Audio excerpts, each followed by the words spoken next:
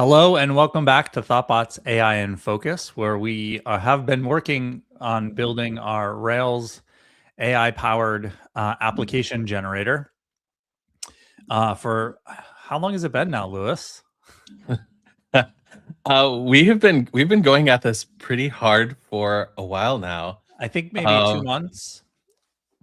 It feels like more, but let's see. Let's see. think Our that- first commit was way back, way back. At least let's see. It's more than I thought. Okay, we were working in March, so there we go. Okay. Well, so today on the stream, we are going to take not a 100% diversion, but instead of working on new features, we are going to take a look at, and we are going to upgrade underlying gem that we're using, RubyLLM. And I realized that I didn't introduce you, Lewis. I just jumped right over to you. That's okay. That's okay. Hello, everyone. I'm Lewis. And our first commit, Chad began Ready, Set, Go February 20th of this year. So just over 3 months now. Okay. Cool. And we'll talk maybe at a little later on about where we're currently at and some changes that we're going to be making. But well, that sounded more ominous than I intended. So yeah, let me share my screen. So we are using RubyLLM and version 1.15 just came out. It's a point release. And it is backwards compatible. It should be oh, actually, do they use Semver? I don't know. I also do not know. Yeah. So we're going to upgrade RubyLLM today in Ready, Set, Go. And then we'll go over and implement some of the changes from the release notes. Actually, should we review the release notes first? Yeah, let's do that. We can also look at, I think there's been a little less activity this week for like what's been committed, but we can also do like a quick run through of that. But yeah, let's take a look here. Okay. So we're currently just on 1.14. And so going to 1.15. These are the release notes. There's some image editing functionality. And that's the announcement, right? Ready, Set, Go is now going to be an image editor. Yes, you heard it here first. I do love when I can see a release notes. I'm like, that doesn't apply to me at all. Sweet. Yeah, exactly. Then we have this is an entirely new feature of RubyLLM. I think is right at the sort of top level helpers for getting the cost of the token price conversation usage. Yeah, and I'm really interested in this one because I don't know. I feel like most of the time I operate in a in a bit of a bubble where I pretend I don't know how much it costs. And we did drive some changes to like use simpler models while we're working on Ready, Set, Go. But right, I feel like exposing some of this is going to be really insightful. Even if we don't expose it directly to users, depending on how Ready, Set, Go pricing works and that whole model. But even just being able to know it for ourselves during development and then say this is in production, be able to see that and track it down and keep track of it. And I think this is important too, because actually, so one of the growing concerns we have is as we think about the go-to-market for Ready, Set, Go, and if this product were out there, let alone the technical challenges of sandboxing every Rails app and all those kinds of things that we haven't tackled yet. But we're already seeing in our usage that it can be pretty expensive. And so there's ways of tackling that and getting better, but it's more of a gut feel than like knowing, oh, this what we're doing right here is costing this much, because all we see is the charge from Anthropic saying you used another $10. we can't break it down into like knowing, oh, this tool call ended up, you know, costing a significant portion of that. Yeah. It should allow us to do that. It's not clear to me looking at this documentation, and I didn't read it super closely, but okay, so it looks like you have the response, and chat also has a cost total, and an agent has a cost total. Yeah, so for us, like, I could imagine, yeah, there's like this big, like, $ thing happening over there, and we're like, here's what the whole sessions cost, and then break it down by like our main agent and Yeah, our reviewers, especially as we talk about adding more reviewers and all that. yeah. What I was gonna say was, in theory, if you're using, it's not clear to me from this document whether, because with RubyLLM and the Rails integration for RubyLLM, all of these things map to a model. Like chat maps to a model, Mhm. messages are responses. I'm wondering whether the um, costs are logged to those models. I'm guessing not. If the upgrade doesn't include migrations, then Yeah, let me see. Like I would. Okay, so if we oh look, wait, if it you says look, right here, for Rails users, persisted messages and chats expose the same helpers. No new migration is required if you already ran the V19 token migration. I have no idea what the V1 token, Yes, V19 I token don't migration either, is. but that's I had glossed over that last sentence, so that seems to indicate that it probably does. Yeah, and I do see that, like, even on our current 1.14 version, if you look at the model, that in its metadata is cost. Oh, you're looking up the So gem source code. Okay, yeah. no, I was Okay, looking at the just like in the Rails console. Like if you do like a model.last, like we could take a look at what it says.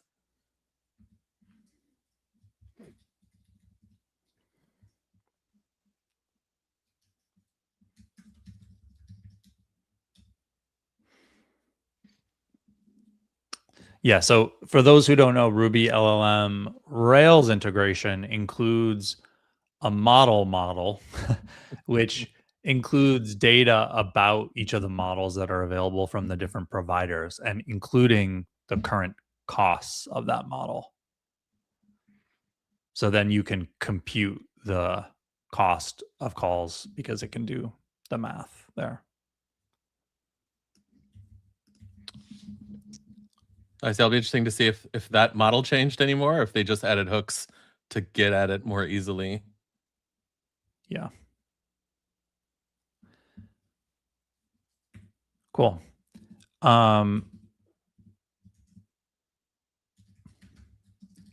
Okay, and then here's one thing I'm excited about. We've got simpler tool definitions. So if we look at an existing tool, what's a good one to look at? Tools, like this one is. We'll do it. So tools in the older version, you have a description, and then you define the parameters that that tool takes. Here in this DSL, and then you define keyword arguments for each of those parameters as well. And so what it says, simple tools no longer need duplicated parameter declarations. So required keywords become required string parameters. Optional keywords become optional string parameters.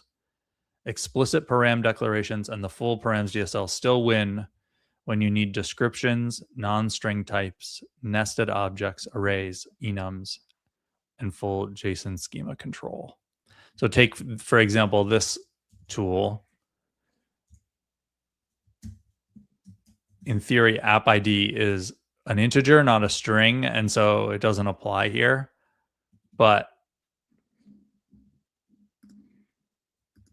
it also I'm doesn't. curious. It also sort of glosses over the fact that these descriptions are useful to the LLMs. So, or can be useful. So you've also got to make sure if you're dropping this DSL that all of your keyword arguments are self-explanatory to the LLM. Yeah, it looks interesting to me. I feel like we could probably just cut some sort of boilerplate code for what's obvious to it. And ultimately, we'll see as it uses tools. Did that work?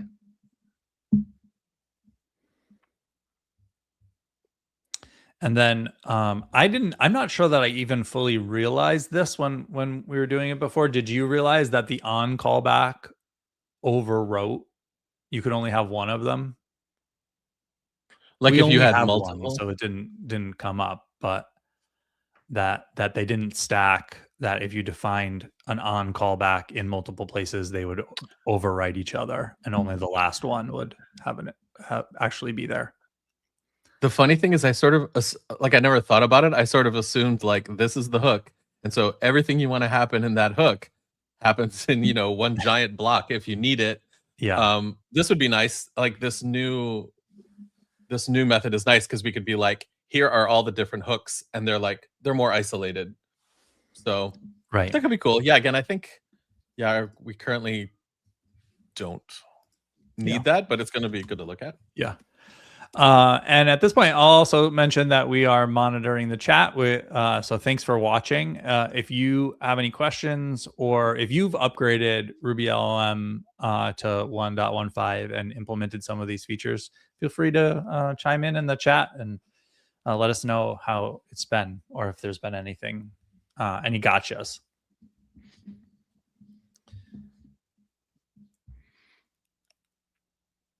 We only have one on tool call, right now. Yeah, just the one in the chat model. So it yeah,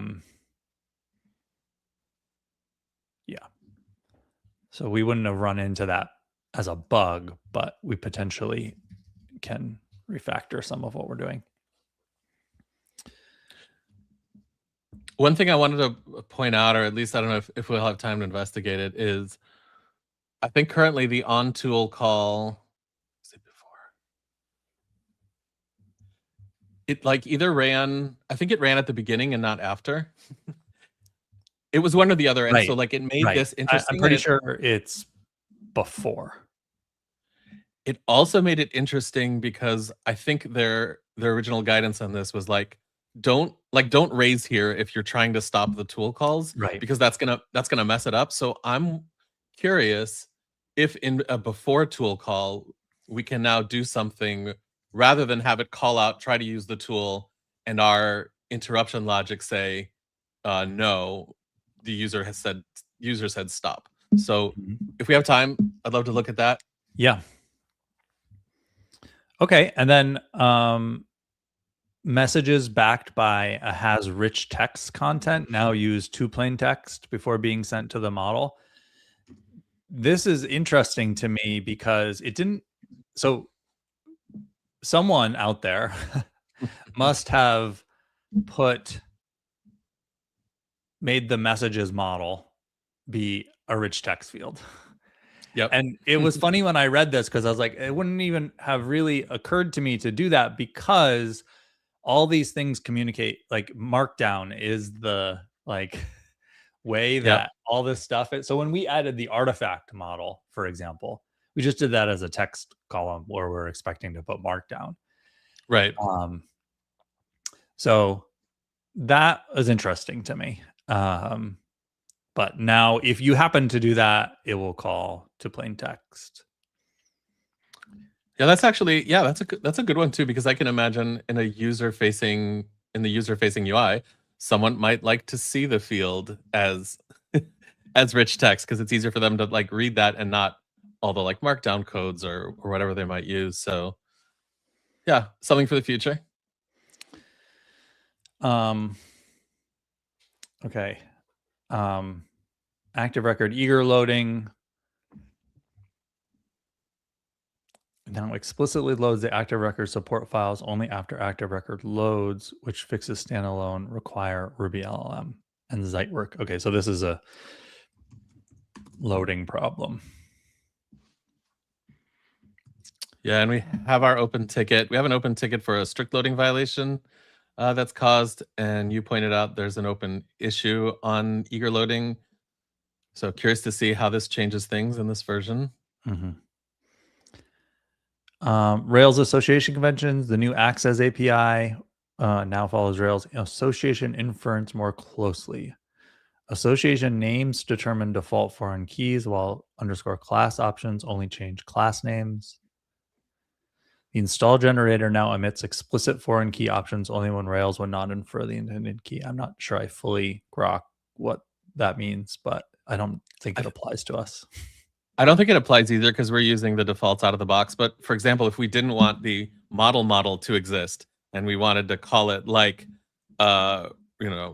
RubyLLM model or something like that, LLM model, that it's saying that if we then say that that's our acts as model, if we put that macro at the top of that new model, that it would like work better with Rails. Yeah. Okay. So I didn't even, so we're not doing this yet, but with active storage persistence, records are now reused directly instead of being downloaded and re-uploaded when passed through with. The Rails docs now clarify that RubyLLM message records need an attachments association, but your own app models can use active storage attachment name. Good to know. Cool. Oh, okay. Empty tool results now will result in a small no output placeholder instead of a provider invalid empty content. So does that mean when we're showing our tool calls, they'll all be like no output, no output? I think most of our tools have output. Oh, I see. Not the agent. Yeah. Okay. Cool. All right. Actually, there was a point where I was developing a tool where I think that it was producing no output and it was causing a problem with Anthropic and messing up the conversation. Cool. And then streaming and non-streaming token usage normalized across the different providers. Okay. Docs updated. That's good. And the model registry has been updated. Okay, so shall we just upgrade from 1.14? Let's following these instructions here. Are we on a clean branch?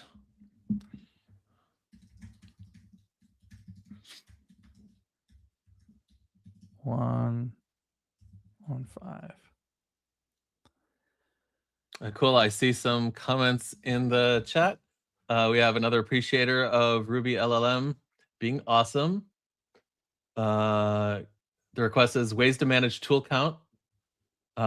This person is up to 35 tools and it's getting heavy. And it doesn't feel great to gate tools based on a present context. I know. Thanks for the question. That's really good.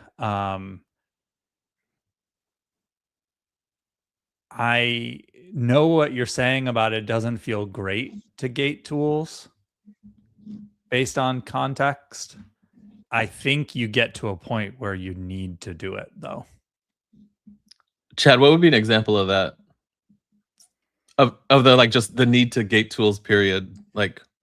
So, for example, we're about to introduce a planning mode to Ready, Set, Go, where you work with the agent to refine your ideas and that kind of thing before building the application. That's going to introduce a whole nother set of tools, right? And if we're just to start a conversation providing all of the tools for planning and all of the tools for generating a Rails application and suspenders and all that stuff, it's using up all of our context, and it's also transferring that every single time we're talking. Right. Got it. That makes a ton of sense. We would be in the context of we're planning now. So we don't need edit file. We don't need generate Rails application tool. We don't need all those tools. Right. All right. And you also don't want it. You also don't want it to fire one of those. Or like in planning mode, it'll be like, I'll generate the application now. We're like, no, wait. Right. hang on. Right. So yeah, So that makes that's sense. That's a concrete example of times. There are other times where um it's a little bit like more like how Claude has skills where it can say like I've got these skills available. I've got a little snippet loaded into them. yeah. And based on the conversation of my understanding of the skills that are available, I'm going to then load that full skill. You can do the same thing with tools where we're looking at the conversation. You're basically doing RAG at the conversation level and being like, oh, okay, this tool is probably relevant. And you would actually do sort of like RAG against your tool sets Mm. in the agent and provide tools along the way. That's another way to do that in a more complex way. Yeah, that makes a lot of sense. Do you know, does RubyLLM support like any sort of concept of like plugins that we could create? So like if we wanted to create I don't know, a plugin, a gem, a something to be like, here's an easy way to filter your tool calls. Is Mhm. that something that we could contribute to, or does it have to be in like main Ruby LLM code? I don't know if there's a good place to do it off the top of my head for tool calls, but for example, Steve made a Ruby LLM gem that piggybacks, you install it alongside Ruby LLM and it introduces top secret Oh yes. into the conversation. And top secret will look for personally identifying information, strip it out, and replace it with a token. So he hooked in to Ruby LLM to do that. So that's definitely possible. Cool. Well, thanks again to Tubular for that, for bringing up this Yeah, topic. unfortunately, it's unavoidable at some point in my experience. So, okay, we were looking at what were we looking at? Okay, I was gonna run this command. Okay, cool. Also, just a note to our viewers, this was a Dependabot update where I looked at the changelog. I'm like, nope, let's not just update the point release here. Let's take a look because there's a lot of good stuff Yeah, in the release notes. I don't know. You know, Thanks to Tubular. Dependabot. Yeah, thanks. I don't know if we want to take a quick digression here, but I there are times when I feel like, and I maybe there was an article about this recently around like actually staying on top of everything for Dependabot all the time creates a certain amount of churn that can be negative. Um, and as someone who like finds themselves on airplanes and that kind of thing, and wants to like do some development while I'm on the plane, it can be really annoying to go to develop something and then realize someone has upgraded Ruby, for example. Like that's an extreme example. Um, but I've been in that situation enough to be really frustrated by it. Chad, is this a veiled message? I say this as the person who's like, oh, Dependabot updates. I should just like, check them, evaluate them, get them in so that somebody else doesn't have to do that busy work. And I never thought of the case where you're like, I literally can't develop if I've pulled this but didn't like run bundle before. Right. Right. I'm not saying don't do it. I am saying that there are times where I feel like it causes to, and maybe there's like I said, I should find that article. I feel like Sure. there's times where it causes a substantial amount of like activity on a project where even just like looking at the git log, you're like, yeah, what actually like when was the last commit we actually made that changed the application? What were there? I know this is a digression, but it's like a really interesting one to me because I've faced it on a number of projects. Like, what was their advice? Is it like try to bundle them all? Is it like pick one day a week and like we do dependabot updates then, that kind of thing? It may have been something like that. I don't remember. It was long enough ago now that I don't remember the details. Okay. All right, we'll come up with a plan. Another thing that I could envision doing is not running dependabot at all, running bundle audit so that you're focused on security issues during Right. the normal course of things, and then automate some way of being like, oh, I'm going to open a PR when with a dependency update when bundle audit discovers something, and then focus on that, and then do like have a regular cadence for upgrading other dependencies or something like that. Sounds reasonable. Okay, last thought, quick workaround on the plane. You just go in there and revert those commits. Like where you're like, there are 4 dependabot commits, just like, yeah, revert them all. And on my branch, and I'm just going to keep going, or just delete the commit. That also having been in that situation before, that is what I've done. That is what I've done. Okay. Okay. So I ran the bundle update RubyLLM, but its version stayed the same. Do we have it pinned? Also, fun fact, as I was looking at, what did we change since last week? It was all dependabot updates. We've got some work happening in branches that haven't landed yet. So in main, it's probably only dependabot update. There was one fix though. Yeah, sorry, one thing I wanted to call out, which just is like a general, like beyond Ready Set Goes, like we do have bundler audit running as part of our CI. And one of the things we found was obviously like the database gets out of sync. So it was interesting because CI was saying there's a vulnerability. I was running Rails as local, bin CI, and it was like everything's fine. And so there is a command there, an update command that tells bundler audit to update itself before it checks for vulnerabilities. And so we like added that local. So we updated it to always do that. So now your local catches it, but it's a good thing to have in CI too. So that you're always like at the head of like, what are vulnerabilities? Mm-hmm. Okay. So it looks to me, so when I pulled, oh no, I ran it. So we were getting distracted by talking about those. So I ran it. Oh, okay. And we forgot that we ran it, and we went to run it again. And got it. Okay. So that's why it said it was already installed. Okay. So now we have Ruby LLM 1.15. All right. What do we want to look at first? This tool thing? Let's run our tests. See where we are. Make sure that we think nothing broke.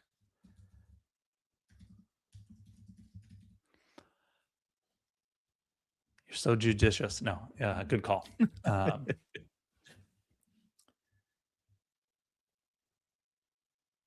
Oh, great. Deprecation warnings. That is another thing that annoys me. That one I'm hard on though. Like if I like see like any kind of warnings, if we don't have a clean run, I'm like, nope, that's not staying. Like we're gonna fix that. So this is bad, and it is one of their updates. So it's a good call out. Like we're making this change. So we want to fix that one first. Yeah, let's do it. Okay, so what it's saying is on tool call is deprecated and will be removed. This message doesn't say what to do instead, but looking at the release notes, it had some guidance. And that was that there are now before and after message and tool call results. So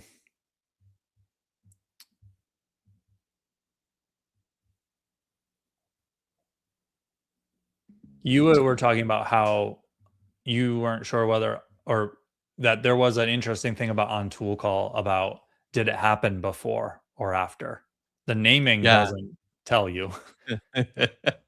It doesn't, and I don't remember the answer. I think it was after, but regardless of what it was, I think now we at least have the opportunity to choose when do we want this particular call to run. Right. And to do that, we need to look at the reviewer logic. So I believe that is the reviewable concern. Maybe let me check. Well, I can. Nope, that just gotta look. provides the. No. I can look for tool call sense review. Yeah, okay, it's in our base tool class, it looks like. And for the viewers that are like, wait, what is this? What does this even mean?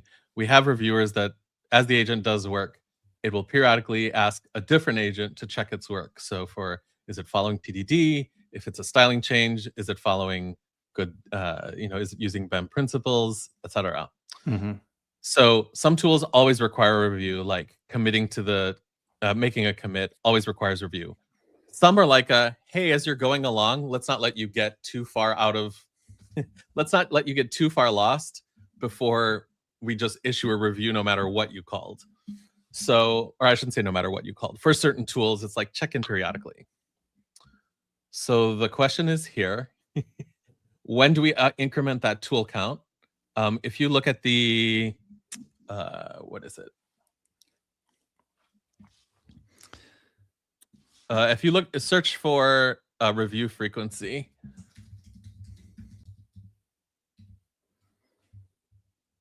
So our review periodic tool checks every 5 tool uses. The other ones do either always or never. So it's essentially saying, do we want 5 after 5 tool calls? If someone uses a review periodic tool, run the review. Mm-hmm. So I think we want it. Let's just look at like, when does it increment and when does it trigger? We also have tests for this, so we could choose one, and I would expect they would fail. So maybe that's the best thing to do, is just pick one, and then we'll pick the other one and see if tests fail either side, because I think they should. Okay. So I'm looking up which tool is review periodic. So run Rails generator is. Mm-hmm. So it'll be the run Rails generator specs, right? Mm-hmm.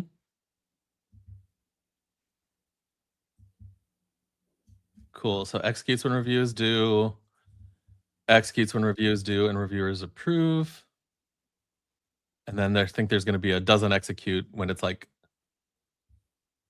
oh, sorry, the tool use runs when no review is due. The tool use runs when the reviewers approve, and then the tool use is blocked when a review is due and the reviewers reject.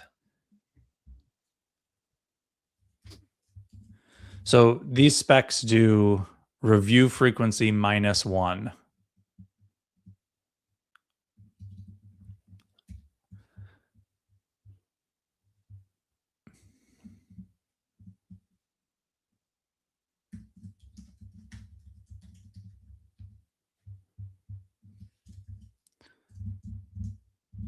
And it currently increments. It starts at 0 and increments. Yep. I personally find these kinds of problems, for whatever reason, my brain has a really hard time working this kind of problem out. Yeah, me too. You're like, is it 0 base? Is it 1 base? When is the counter increment? When do I trip it? How should I? Yeah, it's hard. And I think the answer here, regardless of which one passes, if both pass, that's a problem. But assuming that only one choice passes, I still think it's an opportunity for us to like simplify that mental model and to think about like, when do we call a tool call? It's like, is it after it's called it that we're like, cool, a tool call happened, or is it before? Yeah, let's see. Right. Okay, so I change it to after tool call and the test fails. Okay. So let's change it to before tool call and it should pass.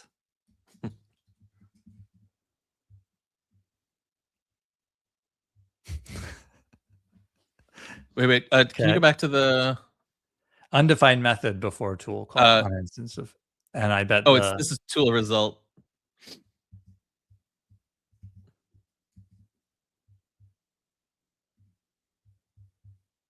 Oh, tool result. Oh, I see. I Yes. see that. Yeah, yeah. Okay. Oh, well, that's good. That's better naming because Yes.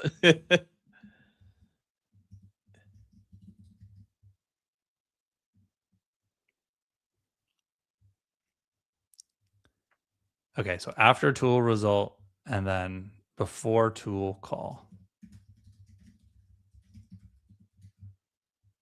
It's gonna fail both times, Lewis. I can feel it. Oh no. Okay, good. All right. Oof. okay, so on tool call was running before the tool call ran, Okay. which I suspected because um we that's also where we were checking for interrupts. And so I thought maybe that was the case. Um, That makes sense to me. So what's going to happen here is it's going to start at 0 and the agent's going to run the Rails generator. And so it's going to say, okay, I've made one tool call. That's less than 5. Keep going. And then it's going to run. So then again, being 0 based, we could start it on 1 if that like makes it easier. no, But I think then that's after bad because to see tool calls sensor view and have that start at 1 when there has been no tool calls. is 0, that makes sense. Okay. Yeah. So before calling the tool on the when when tool call since review is 4, then when it does the next one, it's now the 5th call, and that's the one where we're like, okay, every Yep. 5. Yeah, cool. So before you go past this, uh, it will have gotten to it will have done 5 tool calls, and then the next one will be like, hold up. Right. Right. Cool. So now, and I don't think we want to make this change now because we were getting into just fixing the deprecation error, but we are also doing that interrupt stuff there, and we're doing it inside of like the tool call itself. Like where was it? That run Rails generator tool? Oh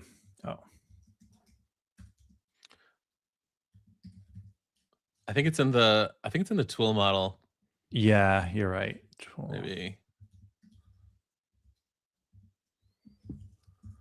Right here, return halt user has interrupted you. In theory, we could do this as a before tool callback now. Cool, cool. I'm thinking through that. Implications. It is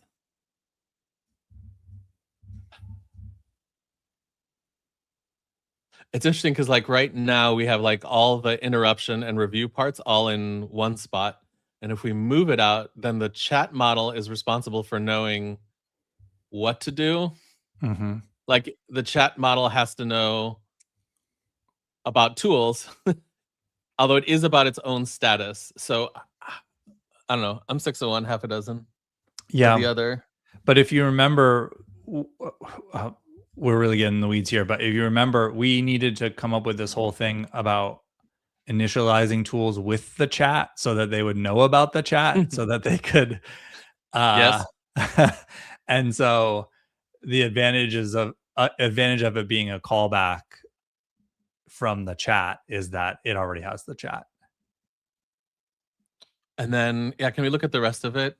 I think, yeah, because if it solves that, then that's nice. Uh, I'm all for trying it. Yeah, I guess the review could even be a callback, but that might be further. Okay, so let's run the specs Okay. and make sure that we got rid of the deprecation warning. It looks better already.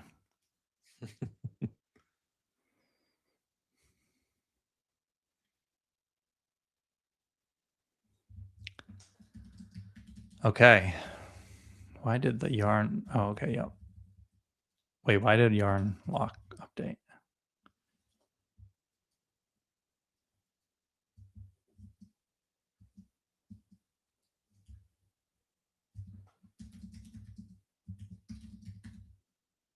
Oh, it's an untracked file. I must have accidentally typed yarn at some Okay. point.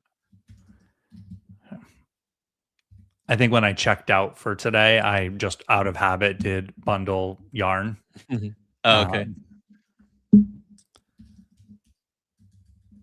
do you want to just make a commit in this branch and then For keep on going? yeah, I think so. Okay.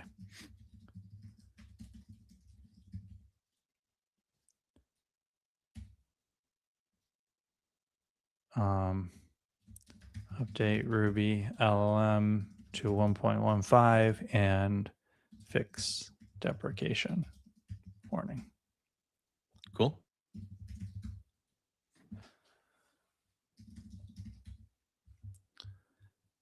Okay. So now you want to go over to look at the tool change.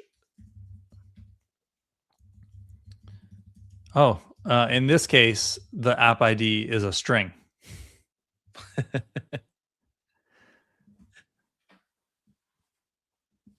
That's funny. All right then. That is funny. Um, okay, so this is a simple tool. It just takes the app ID. So I'm gonna bring up the specs on specs tool spec. I'm gonna run the specs and then we'll also look at them. So our specs right now for tools check to the description, and then it checks that it defines the parameters. And here we have a typo from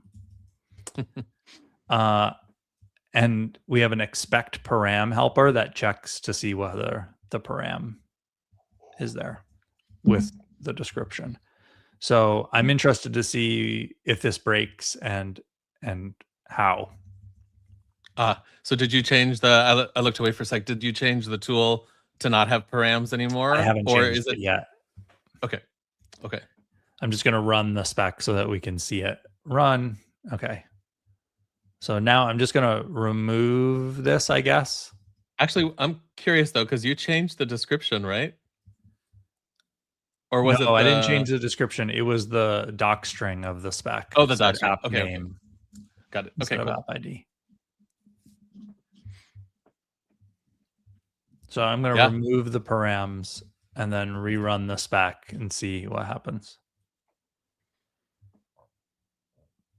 Okay, so Nice.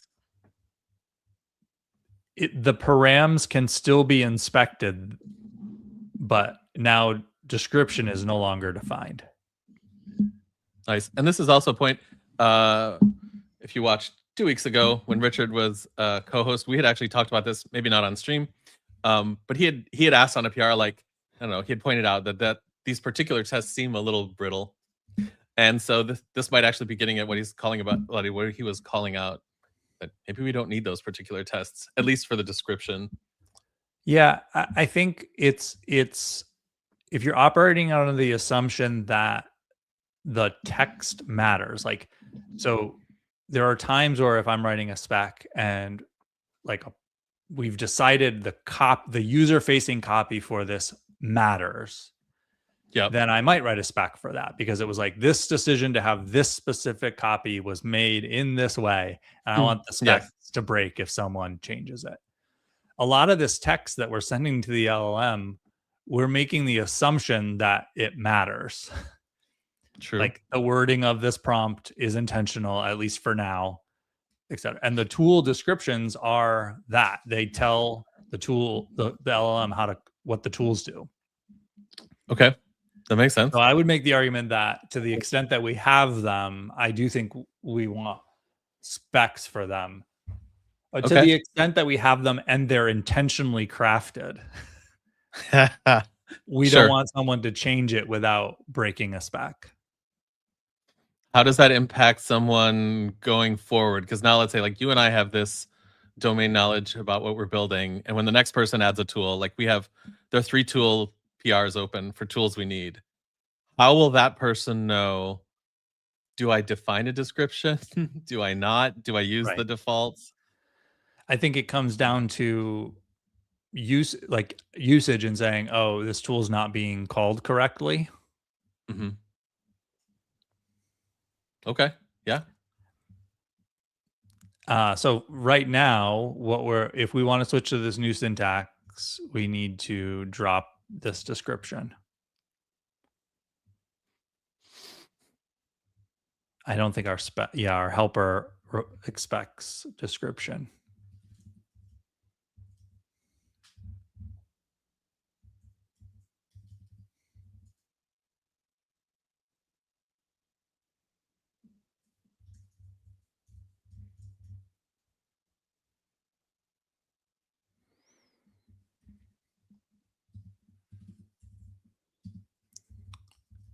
So if we do description, um,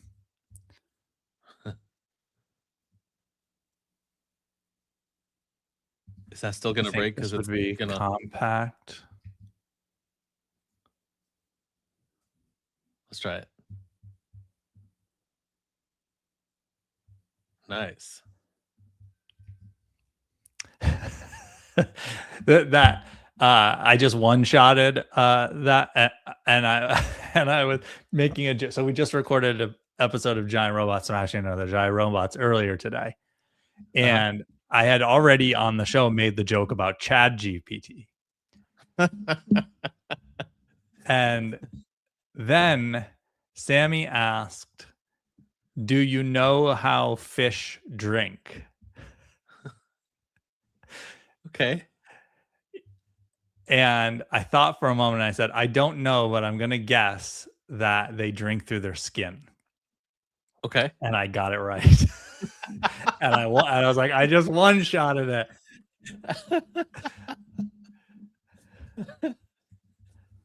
I think as long as you sounded authoritative about it, then that would be like the full ChatGPT Yeah, response. Like, absolutely, they drink through their skin.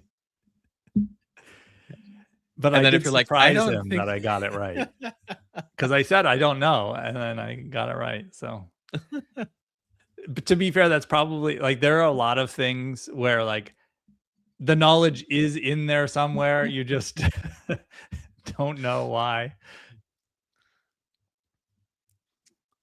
Okay, so we don't know that, so this is a simple tool call. It's taking the app ID parameter. The Mhm. description previously was only the ID of the application.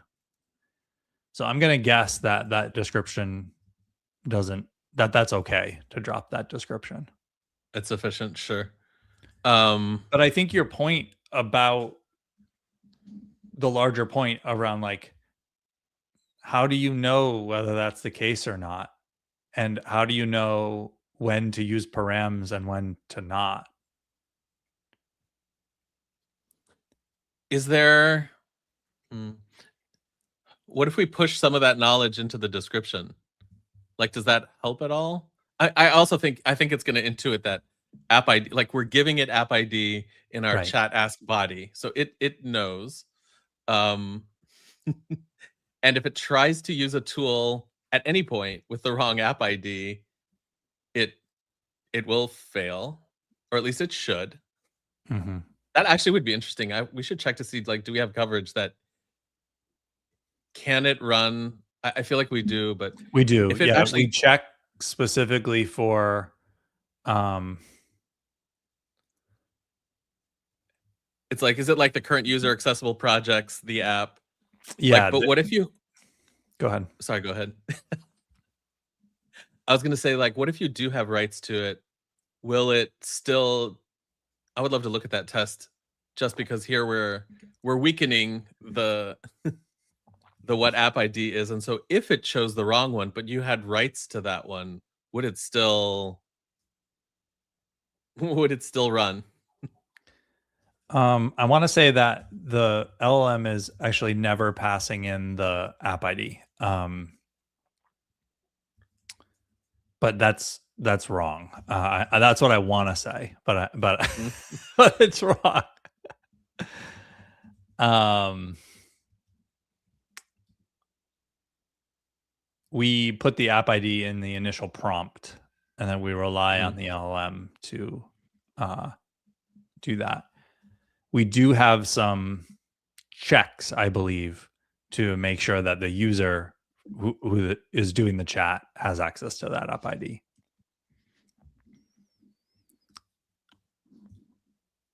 But not necessarily that the user isn't, or that the LLM isn't accidentally modifying another app. Maybe. Like, I feel like I added that test, but I just want to be sure.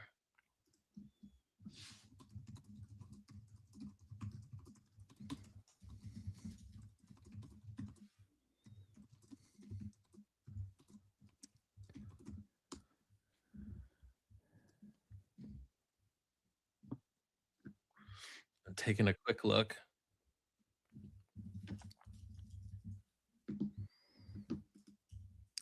While you do that, I'm going to bring up another Sure. tool.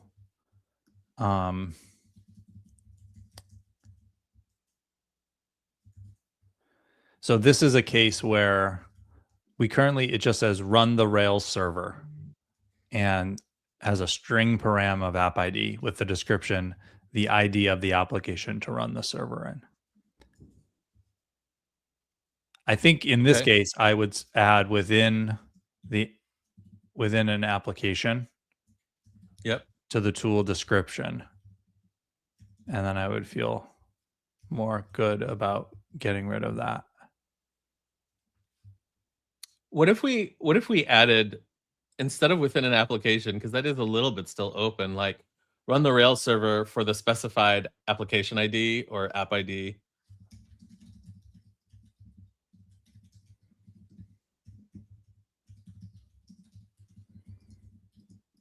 Yeah.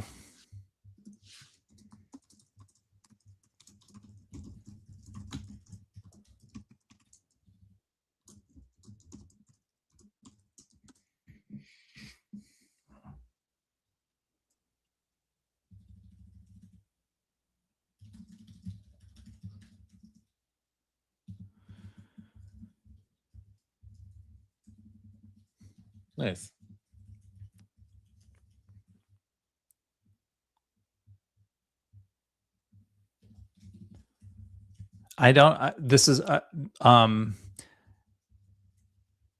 We've never not been able to define descriptions before. Or maybe we were. I guess maybe a more accurate thing is I've always just defined descriptions because every example you see has descriptions being defined. Oh, you're saying like take out, like, is it possible to just take out the description altogether? Right. For all we know, the descriptions don't actually matter as much as I thought that they did. But I don't know for sure. And whenever this is something in general, like the non-deterministic behavior of some of this stuff combined with Mm-hmm. not being sure leads to a lot of like just doing things for the sake of doing things. Yes. Like we're doing that. We have a pull request on the guides right now, right? That like remove a bunch of stuff from our template Claude MD file that like in theory linters can just enforce. Right. Right. So this is interesting also, though. It does the description is helpful in two directions. It might help the LLM. It might not. It might also help a reader looking for it or reading it. Like, sure, run Rails server tool is probably going to run the Rails server. Like, I get it. But speaking more broadly, if we had more complicated tools, the description could be guidance to the LLM, but also guidance to us. Right. So in this case, we've modified the tool description. And so now the spec for that tool description fails. Question for you. Mm-hmm. I think all our tools, yeah, like, do we want to, can we have like a base description that always throws that onto the tool so we don't have to specify it over and over again? And now let's say, I don't know, let's say you want to change application ID to app ID. You've got to change like 10 tools so that they're consistent. What if we what if we overrode description on our base tool class and just like said, whatever you said plus this, super.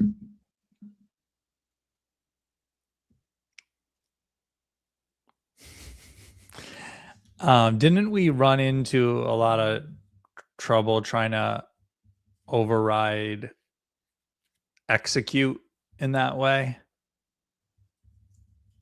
I think I'm remembering the stream. I think the issue was like we were just calling the wrong thing, or Well, like we thought it was calling one and it was calling the other, and so mm, yeah, we were causing some conflict. But in this case, like description is just if it asks for description, it's going to return a string. And since if we're always calling super, like I don't know, I feel like it's safe.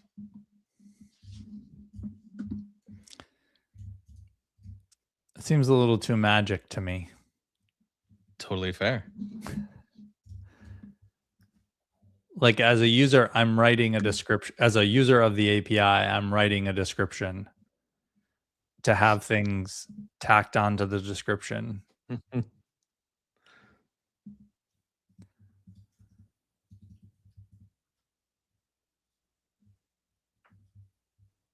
I still don't know how I feel about this, about ending up. So if we continue to do this, we're going to end up with some tools that define params and Yep. some that don't.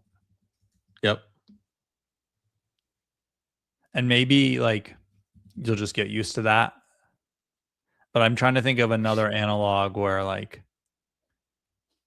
I would prefer that over being consistent. What if we take a look through the tools and sort of see what we have so far? And are there any where we're like, yeah, we need to explain what this param is to somebody? Okay, we already changed that one. Rails generator, app ID, name, arg. So I would change this to generator name. Okay. Yep. And then if you were to take out the description, sure. And then generator arguments. Yeah, probably. So it's not like some random like args what. Okay. This is what just takes app ID. Mm-hmm. This just takes app ID.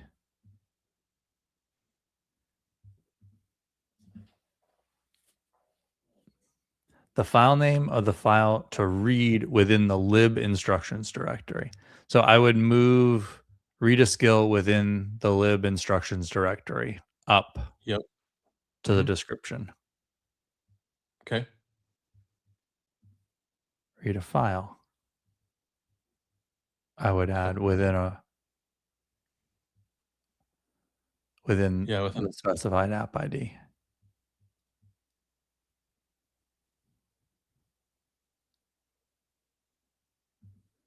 So far, so good. Open browser URL. I think that's self-explanatory. Yep.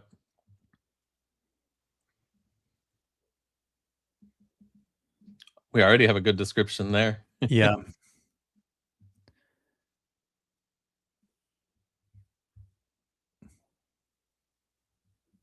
This just takes app ID. Okay.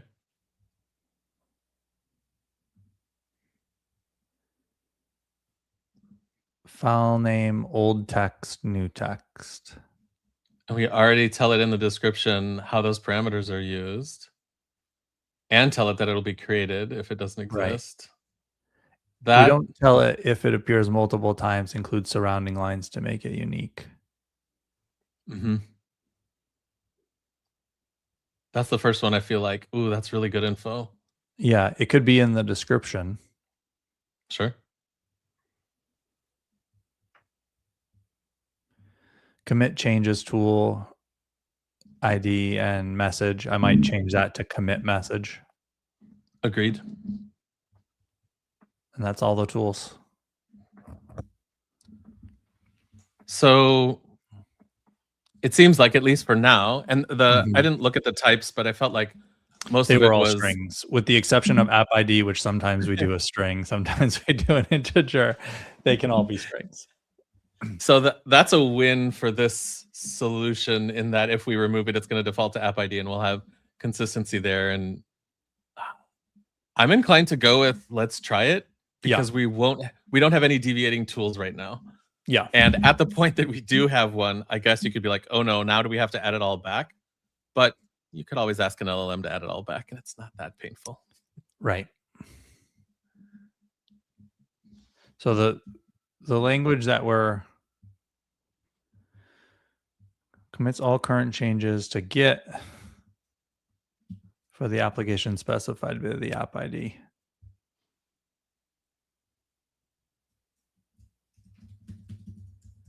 And I think we said this would be better as commit message. And so then that gets changed in Oh, the I execute. changed it in the wrong place.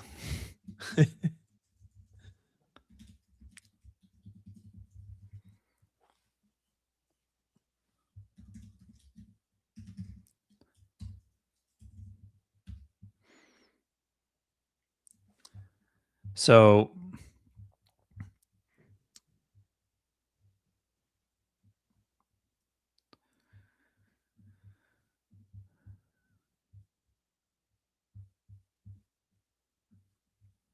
now I'm wondering, as I do this, really what the value is of this spec, because we are being intentional about it, but I'm not sure how much it actually matters. Yeah. I mean, we can go with the assumption that all these are carefully crafted messages and anyone changing it will probably have it. Like, I don't think someone's going to arbitrarily come in and open a PR to be like, let's change these just for fun. I feel like the opener of that PR would be like, I ran into this issue and here's why I'm changing the descriptions. So I feel like it would be caught in PR review if a description were changed, because that's an unusual thing for someone to choose to change arbitrarily. Yeah. Actually, let's I have another reason why we might need descriptions. It might be required. But in that case, you're going to get an exception.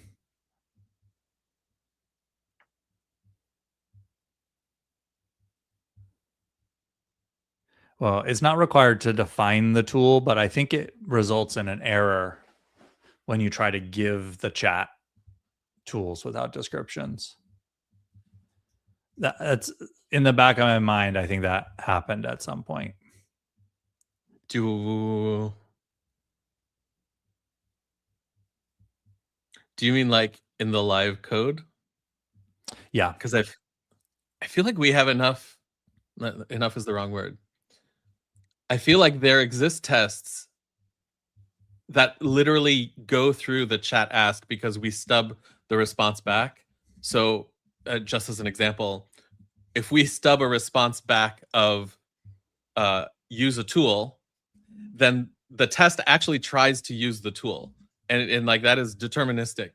And so I feel like, I think if descriptions are required, we would have tests that fail because it's like chat ask fails. Because we go through that code path, and at least we could do a quick check. If you look for stub LLM with if you look at the stub LLM class, probably faster.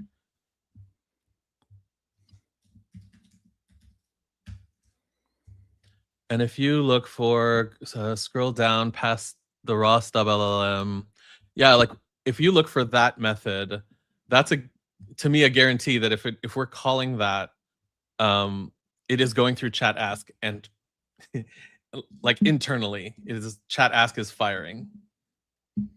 So that would be a good one to see, like if there's no description, does it?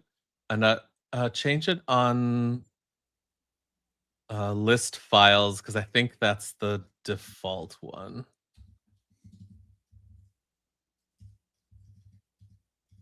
Sweet.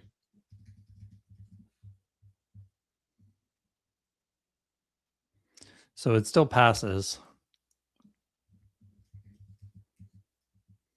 Just as a verifier, oh gosh. I'm trying to think. Is there a way we could verify that it's like literally calling the description? I don't know off the top of my head.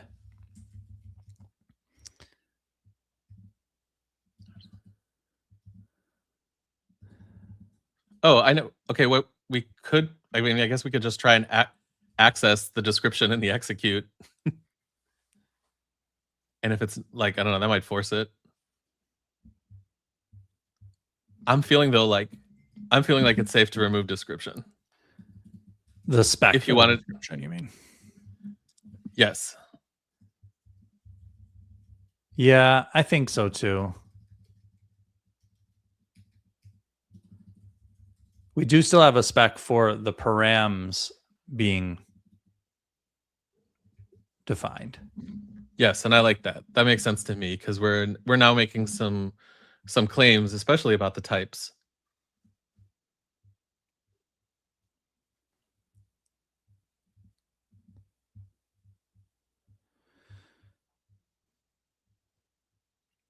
So expected this to be called when it wasn't, and I think, yeah, it's because we're change yes. that to commit message. Nope.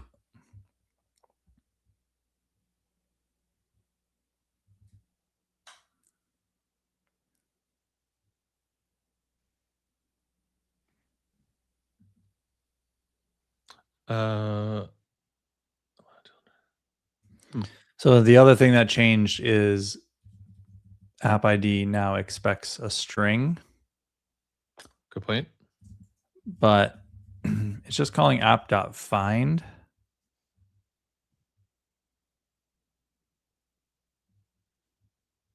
If you 2s it, does it pass? And also, if that's the answer, maybe we make app ID an integer everywhere.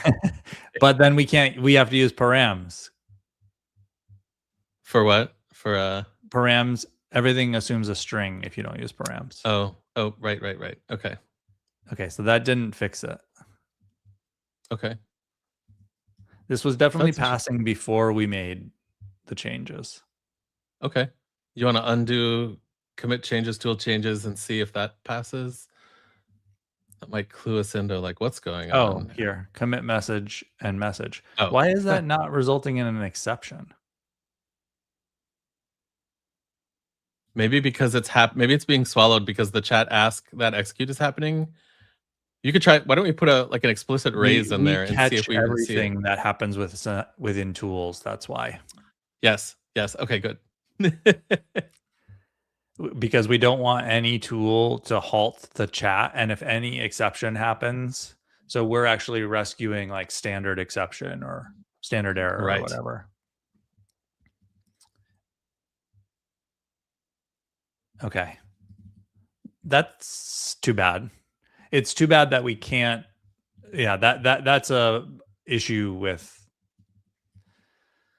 this. Like, it causes a scenario where a developer can like churn on something that's not a failure that's not obvious because they're not seeing a true the failure error. But okay, idea.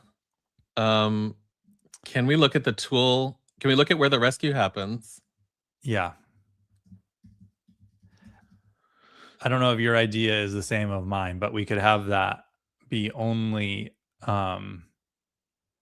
explicitly opted into during the specs. So like basically instead of the rescue, like unless Rails test end, that's one.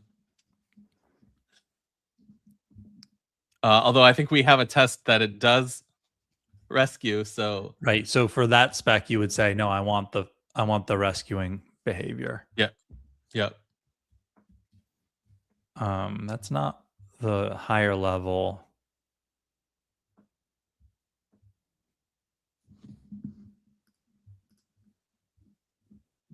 Here it is. Here's where on all tool calls, we rescue all exceptions. Yep. We pass it to handle error though. Okay. So Oh, that's Uh, interesting. What is handle? Oh, so the tool result then gets the string of the mess of the error. yes, exactly, because we wanted the tool to be able to see why it failed, not just the call failed. Yeah. But that's still not visible when a spec fails. I'm going to suggest we don't like get more distracted by that. But that's Yeah, I'll add a little ticket. Like that feels like a fun mini test. um okay. So now all the specs in here should pass. Cool. If we go to our edit file tool, here's the one where we said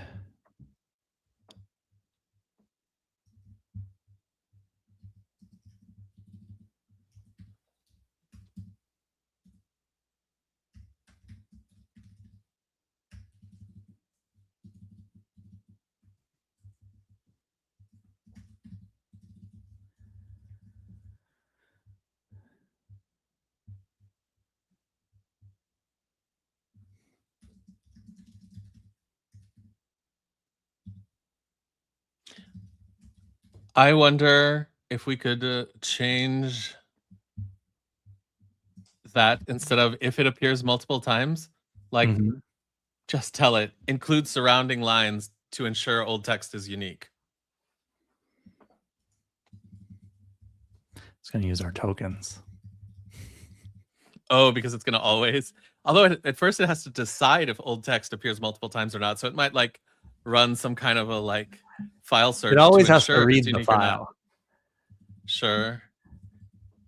And then it's probably, but it's like thinking. It's thinking through. I don't know.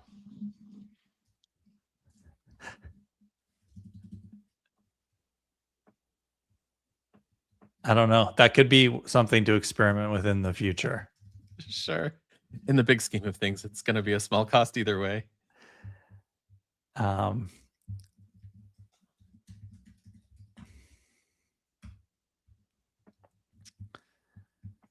okay, so see, so we decided we can no longer need to maintain these specs that do the description.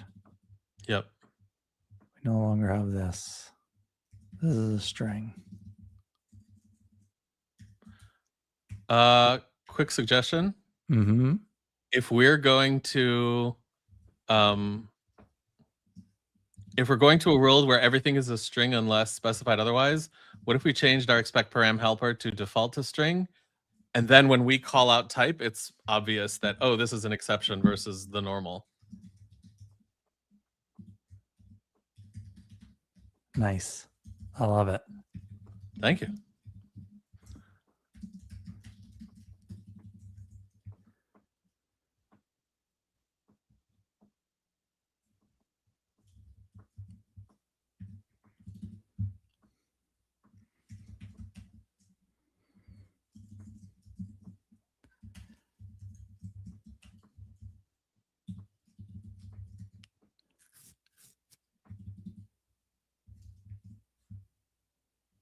Okay, we didn't change anything else, so that should pass now.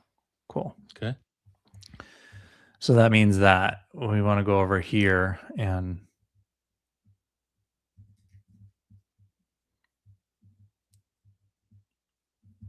And then that description on that last one, it might, maybe we just say it defines params instead of having to like replay all the params in the it block. I could go either way on that one, but because like now you've got to change the description to match the new param name.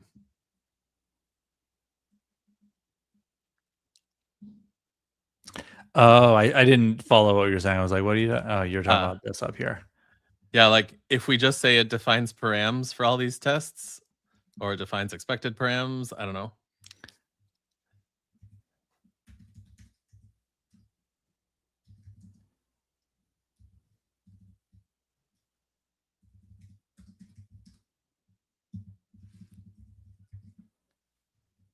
part of me then wonders, can we array this? Like expect params tool app ID comma commit message. This could be an off stream thing too, but So part of the reason why I would resist doing that is because this is literally like a 0.15 release, and from 1.4 our project that of we've course. been doing like for a few months. Yeah. It's just it might just be a premature abstraction because there might be more change on this in the future. Okay. That would be my argument for like, or the resistance I would feel to like overly extracting patterns. In this branch or like even after this PR merges? Even after this PR merges, I sort of feel like, yeah, I don't think it's super important either way, but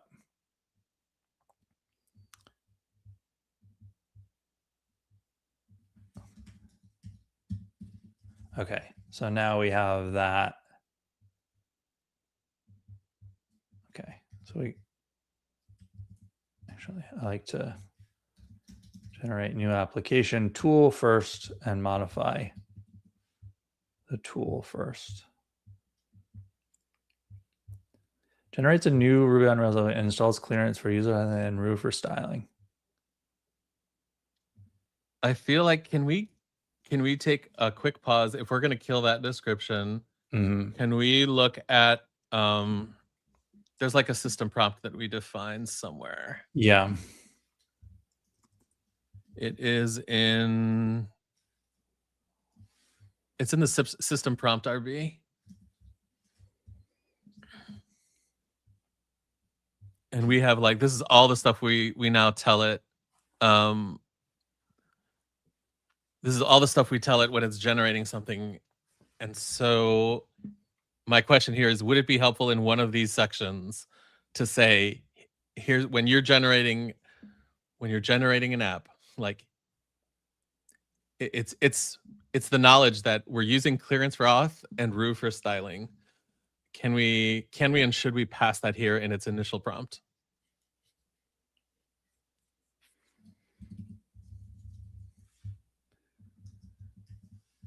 See what we already. Yeah, so we could add it here.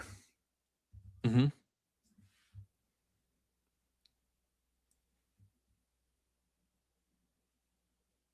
We can also add it to the extended section. And the point of this particular extraction was that when you're running tests, if that opening prompt is long, it makes your test failures really hard to read. Yeah. And so if we bring it in here, then it won't be part of tests. Mm-hmm. So like in styling, we're telling it use the read skill tool. We could say we're using Ru and BEM principles for styling. And then under, I don't know, somewhere above user interruptions, we could have like an auth section. Authentication is handled by clearance. Yeah.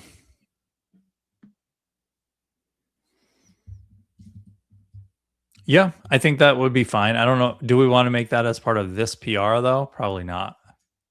It's only because if we're taking out the description, we're like moving that context somewhere else. This description has to stay. Does it? Well, I mean, we weren't going to take out this description because it's the tool level description. So tools need descriptions. We're just removing the specs of the descriptions. Oh, I thought for some. Oh, I guess you're right. Sorry. I thought for some we had taken them out. No. Okay, we're just modifying. Okay, cool. Then yes, stay there. We're good. Generates a new Ruby on Rails application, installs clearance for user authentication. So this is losing that it's the ID of the application to generate. Mm-hmm. So I'm thinking about renaming. I don't know, generate. app ID to generate. Oh, I don't know. I think what we would actually need to do is make this change and see if it behaves properly. Okay. So let's just make the change where we get rid of this. This is what the tool becomes.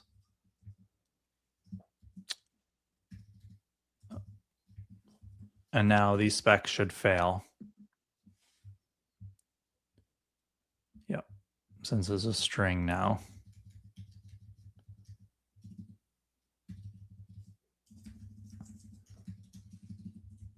At some point we were passing in app name. That's why those are all. Mm-hmm. Yeah, when it was like a Ruby script before we had the.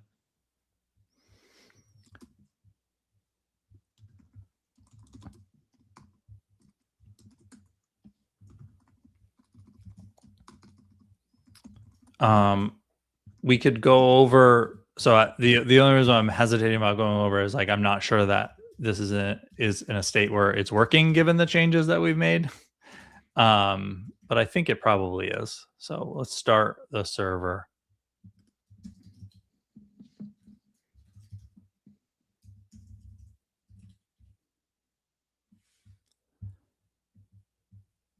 Have we shown our new design on stream yet? The in progress was on the stream last week. But Okay, this cool. is new. This is updated since last stream. I had to wait. Why am I getting asked to log in? And I need to remember what the user is. You are chad@thoughtbot.com, and I think your password is PW. PW, yeah. It's not a real password, people. It's just for development. Sammy is obsessed with a fish. a dating app for fish. A prompt or a description I've gotten to writing when I'm trying to test something light with it is like, just show me and this is inspired by our buffalo chicken pizza, which I haven't tried yet, by the way, but it's still on my to-do list. Is that like I tell it, like, show me a picture of a dog, no models, no auth, just a picture. to get it to go through its cycle of generating the app faster instead of being like, now I'll create clearance models. Now I'll test the user. And it's like, no, just I want you to get to the point where the app is built and it does something.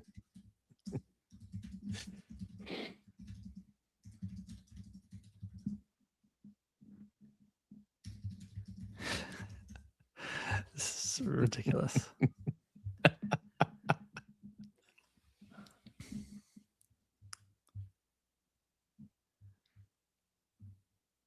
So it called the application and did app ID, and it used the app ID. Okay. And if the agent is thinking, the agent should come back with, this is a terrible idea. Why are you wasting my time building a dating application for fish?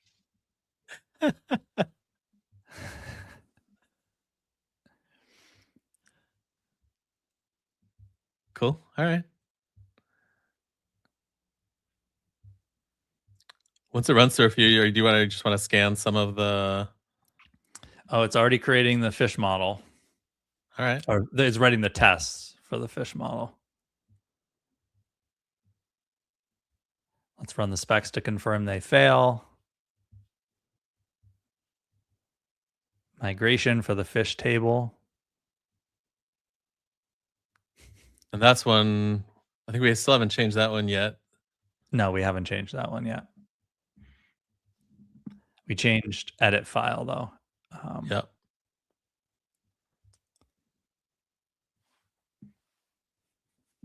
Okay, well, this is all seems to be working well, even without the descriptions on the tool things and the modified descriptions. Oh, it's nice to end with a little demo of where we're currently at. And the important thing is to remember to kill this server, because if it keeps on running. Yeah, or better for now, use the interrupt button because killing the server will That's lead to the true. bug. Okay, interrupt. And now we'll see that tool result should now, if we look at it, should say user has interrupted you, hopefully. There Yep. we go. Very nice. Okay. Cool. Well, I think that's a great place to wrap up then. We've upgraded to 1.15. We've reviewed the changes. We've started to make them. We'll wrap it up, and um, we'll be back next week. And I will be traveling, so I won't be here next week. But Lewis, you'll be in good hands with Lewis. Thank you, thank you. And I will not depend about updates. Not at least until when do you travel? I'm actually traveling for an event we're running in London. So if you are in London, UK area, check out luma.com/thoughtbot for a link to the monthly meetup that we hold there. It'd be great to meet you in person. What do we think we're going to focus on next week? Do we even know? I think we don't even know. There's a lot of momentum happening right now within Thoughtbot working on this. So it's hard to say where we're gonna be. Okay. So we'll be back next week. It'll be a surprise what we work on. But thanks to everybody who watched and for your participation on the stream. We really appreciate it. And we'll catch you next time. Bye, all.